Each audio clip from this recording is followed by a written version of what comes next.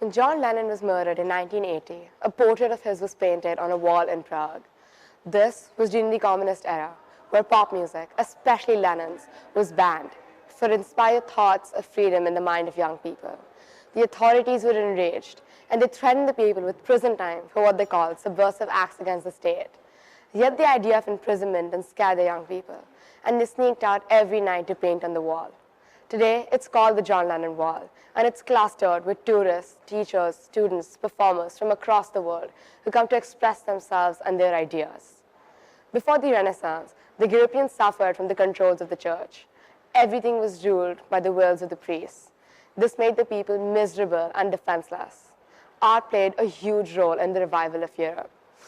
Artists like Michelangelo, Raphael, Sandro Botticelli, and Giotto expressed their perspectives of science, anatomy, and poetry through the medium of art. It gave them the freedom, one they did not have, one that gave them the freedom of mind, thought, and speech, and helped them express themselves. That is the magic of art, its ability to silently unite people, to create peace, and start revolutions. It comes naturally to everyone, because it's not just paint strokes on an empty canvas. It's a unique way we choose to express our own selves. For some, it's the doodles at the edge of their pages, or notebooks filled with sketches stacked somewhere in their rooms. For others, it's music, how words turn to tunes, the keys of a piano or the strumming of a guitar.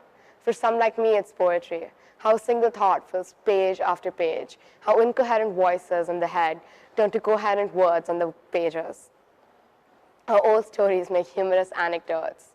It's the way we choose to express ourselves no matter what we choose to do. It's an endless walk. It's an escape route when every other exit is jammed. It's a meadow of sunflowers for those who live in bustling cities. It's braille to the blind. It's water to the inward.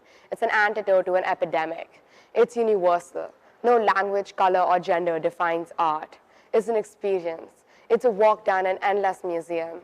We experience art every day, from waking up to a sky of yellows and blues, to falling asleep under one of pink and orange, from believing in tales of tooth fairies and Santas to becoming those figures of happiness in someone else's life, from old romances to relishing new relationships.